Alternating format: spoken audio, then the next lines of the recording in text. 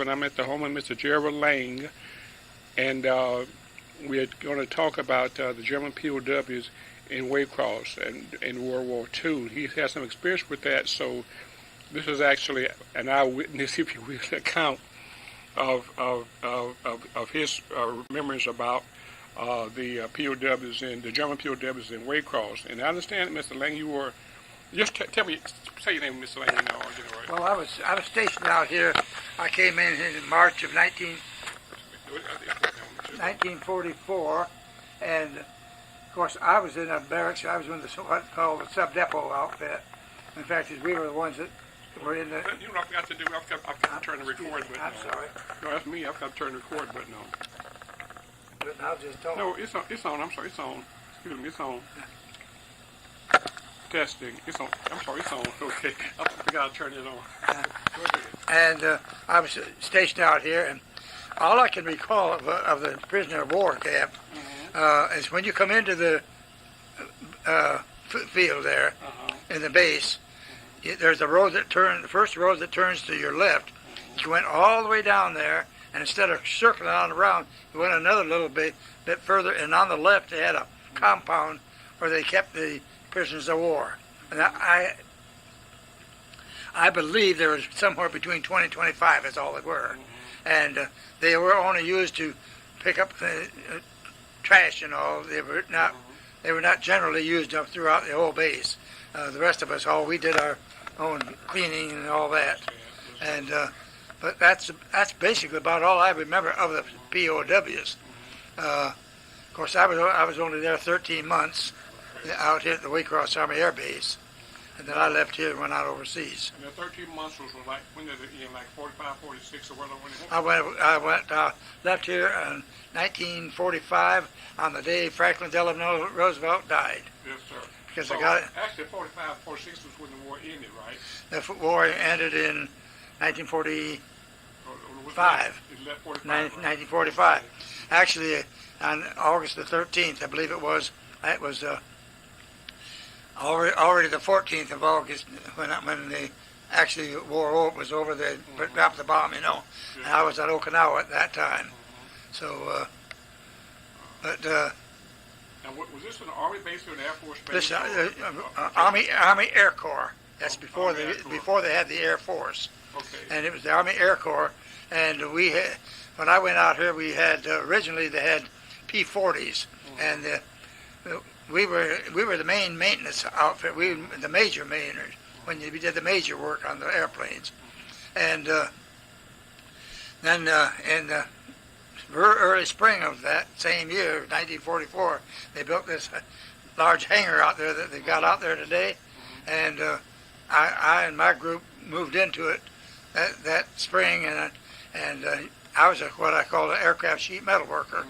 And we had the southeast corner of the hangar, and we just patched up wings, and they'd tear up a little wing. You know, we'd have to go in, redo the wing, and remake it, and all. And about that's all we did. How did the prisoners get? How did they get here? How they got here? The prisoners. How did they get to Waycross? Prisoners? I would say 20 to 25 is the most I ever heard of. Where did they come from? Did they come from? I have no idea. I have no idea. See, we didn't have much to do with the prisoners of war. We weren't even allowed down that road. Okay. So I couldn't tell you much about the prisoners of war. Okay. But saying that you were there during that time, so you knew that there was a place. Oh, I knew they were there, yes. Yes, so you knew there, and you knew something about the date of it. Yeah. And you knew. They were already there when I came, and I came in March of 1944. Okay. And you know where they were located, so that's a lot of stuff there. They just picked up trash around the roads and things like that, you know. As far as I know, I didn't ever see them doing anything else. They were not allowed. They were never into our areas exactly. Okay, I understand. Did soldiers ever have the chance to just talk? They were not allowed about that down that area. Okay. And so they weren't allowed to have any kind of interaction with people at all? Oh, no. As far as I know, they never did. They were not. They had nothing to do with us. Actually, they were just stationed down there in that and they had some military police that Yes, sir. guarded them. That was all. What is your, I don't have any memory of them other than just seeing them down there. no, what I'm saying, was just from seeing them down there, what was your impression? Were you, Well, there was just, as far as I know, they were prisoners of war of Germany. They were not Japanese. They were German prisoners of war. okay, and where were they located again now? On the, well, it was at what you'd call, I guess, the southwest corner of the base out there. Okay, so what's there now? What's Well, there now? where that boat manufacturing place is. Okay, all right. In that general area. Okay. It may have been down a little bit, towards Albany Avenue, even from there. Yeah.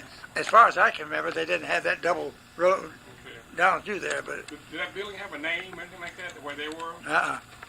there was nothing. They were just a prisoner of war camp down there. See, what I can do is, if I can have a date, see, I can go look at a map. Well, I'll tell you. Back at that time Yeah. to see. Well, I have no idea for that. Now, before I was here, there was two other fellows in this town that still were here at the same time. Bill Fender. Bill Fender was here almost when they opened up the base, and he stayed a short time. And then, shoot, I lost my memory now. Neftel. Steve, don't you know Steve Neftel? Little short fellow that used to be a postman. I'm sure I do. He yes, did sir. he had the downtown route for years. I'm sure I do. Steve Neftel could probably tell you more than I am. He's 93 years old, but he's That's got NPTHAL, I believe it is. NPTHAL Neftel. I remember that name. Neftel. Yeah, I guess that. Yes, sir. Okay. I don't know exactly, All right. but he probably could tell you more than I could about that. We weren't allowed down there. I know that. Well, what's happening here, believe it or not, you give me a lot more. Yeah, I'm thinking. No, we got to where the hospital is now. Dr. Billy. The rehabilitation place. Yes, sir. I heard about this something like that. No, I don't think so. That's not where I had any visions of it at all. I'm just saying you would know. Well, I don't know for positive, but I was always told it was down that road. Okay. We never went down there. We were not allowed down there. You know the name of that road now? Huh? You know the name of that road? I don't know whether there is a name of it. It's just all part of their air base out there. Okay. Like where the Air Force Monument is now? Yeah, when you go into the, Turn to the left. right there at the monument, you know where the monument is? Turn left right there. Turn right to the left and go all the way on down there. And instead of going all the way to the cutoff and going to Alma, it's somewhere in that area back down there.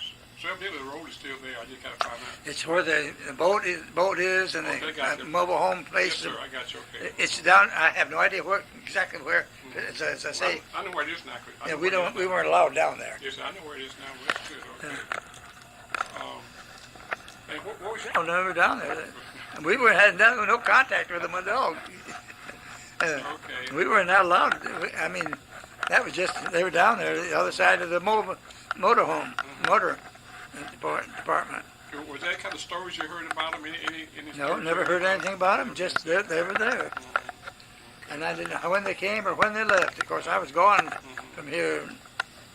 I'm sure before they left. I'm sure they didn't leave till after the war.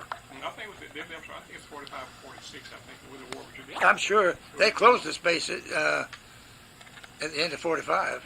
Well, they had to be going in. Yeah, they closed the base, so I was told. Well, that's good. I came back in 1946 to get my wife and get married, and Yes, sir.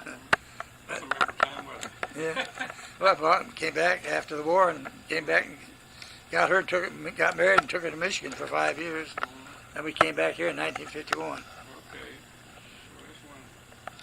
Well, Mr. Lang, I appreciate it very much. Maybe you want to know about the air base out there, but Well, that's all right. no, you can tell me that because that's important too. That's what I'm saying is that's something that I never thought. Go ahead, yes, sir.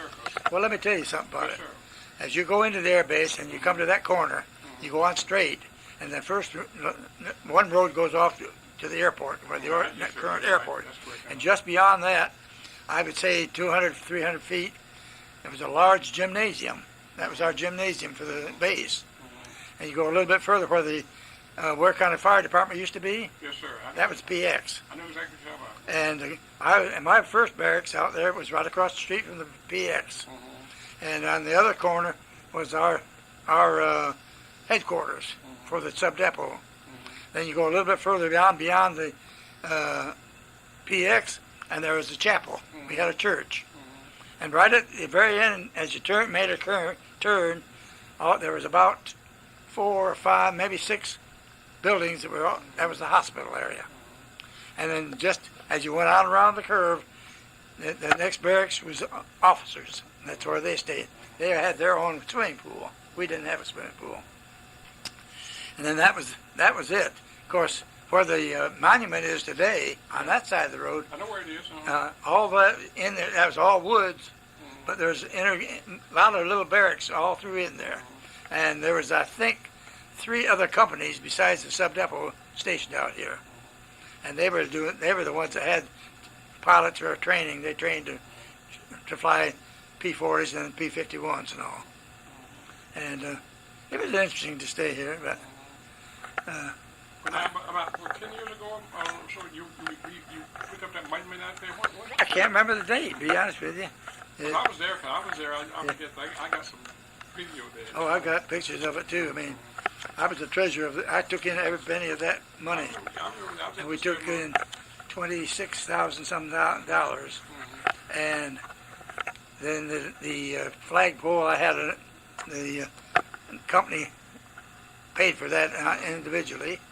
The lights on there was put up by Harold Smith Electric at no cost to us. The county did the groundwork for all of it. And then the monument itself was Jim Bailey. Jim Bailey Monument. He was not a veteran either, but he was actually in the Waycross class of 1945, same as my wife. I see. And he put that monument up there, which is probably I would say a $50,000 monument for just all of his cost of material. That's it. I see. And we were real proud to get it. So it's still, is the Air Force group still The maintenance has been over to the county. to the county? Yeah. Okay. The county owned. See, after the war, the United States Army owned all that property out there. Had absconded, took it from earlier, and they gave it back to the county. Okay. Waycross-Ware County. I don't know exactly how, but. That's very interesting. But- That's good. Okay. Further discussion with Mr. Jerald Lang, Gerald, Jerald Lang, Lang, and he was discussing the prisoner of war camp in Waycross, Georgia, right after World War II, and he was also discussing the memorial and the air base that was located here in Waycross. So Jerald Lang, this is Wille character of the Okefenokee Heritage Center in Waycross, Georgia. Signing out today is May the 23rd, 2012.